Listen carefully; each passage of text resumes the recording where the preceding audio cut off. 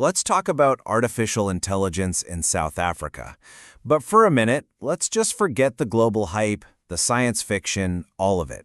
Because down here, AI isn't some far-off concept.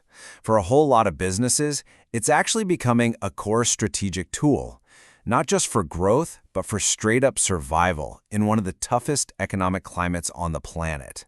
So let's get into how that's even possible.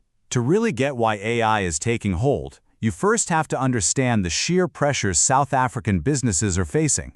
I mean, we're talking about a perfect storm.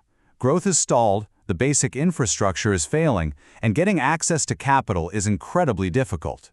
This isn't just Business 101.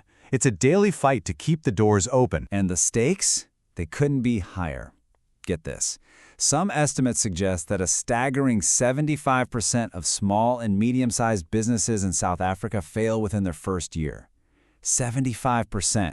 It's a brutal environment where just making it to year 2 is a huge achievement. And if you want to put a price tag on just one of these problems, look at this. During the worst of the load shedding, the retail giant ShopRite was spending 100 million rand every single month just on diesel to run their generators. That's not a business expense, that's a crippling tax just for existing. You know, it's not just the physical world that's hostile either. The digital front is a battlefield. A crazy 70% of local small and medium businesses have been hit by cyber attacks. So you've got threats from all sides, physical and digital. How on earth do you fight back? Well, this is where the whole story pivots. Out of all this pressure, a new kind of solution is starting to take shape, and that solution is AI. But we're not talking about it as some abstract tech. It's better to think of it as a whole new type of digital workforce, one that was practically born out of this necessity. And right at the heart of this new workforce is a concept called the AI agent. Now, an agent isn't just another app you have to manage. It's a program you give a goal to. It has the autonomy to figure out the steps and get the job done all by itself. And that, right there, is a game changer. So, to really get what's new here, think about what we had before. You had bots, right? A bot just follows a strict set of rules. It's reactive. If this happens, do that. But an agent is proactive. You can give it a complex goal like keep an eye on our top 3 competitors and adjust our pricing to stay competitive, and it will actually create a plan and execute all the steps on its own. So how does it pull that off? It basically follows a thought process. First, it perceives its environment. It sees a new email, a shift in market data, you name it.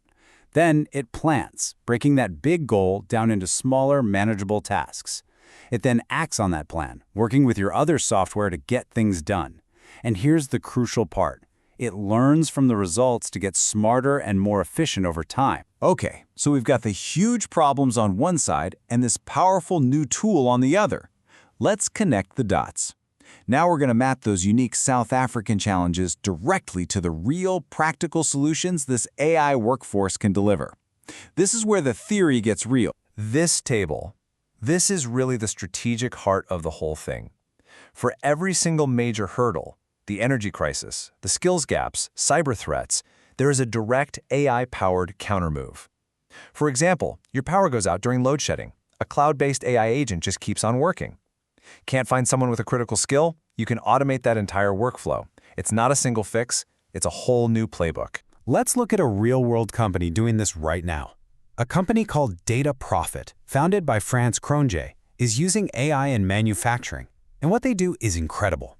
Their AI doesn't just spot problems on the factory floor, it proactively tells the factory exactly what to change in its control plans to make things better, often before a human would even notice an issue. And does it work? Well, on average, their clients see a 40% reduction in what's called the cost of non-quality. Basically, the money lost to defects and mistakes. A 40% drop. That is a massive, tangible impact that proves this stuff is for real. But it's not all about heavy industry. You have entrepreneurs like Lindy Mamatsali, who are tackling the problem from a totally different angle. Her organization, Africa Teen Geeks, is looking at the long game. It's building the talent pipeline from the ground up, teaching kids the AI skills the country's going to desperately need. Now, of course, whenever you talk about a technology this powerful, you get a lot of fear. a lot of misconceptions, and the biggest one, without a doubt, is always about jobs. So let's do a quick reality check on what AI is actually doing to the workforce. This is the one we hear all the time, right? The robots are coming for our jobs. It's this huge, pervasive fear. But what's actually happening on the ground, not just in South Africa, but globally, is turning out to be a lot more interesting than that. What we're really seeing isn't job elimination, it's job transformation. Think of AI as a co-pilot. It's taking over the boring, repetitive, low-end tasks. And what that does is free up human employees to focus on what we're best at: strategy, creativity, and solving complex problems. It's about augmentation, not replacement. And hey, the data backs this up completely. A recent job market analysis from PwC shows this perfect split.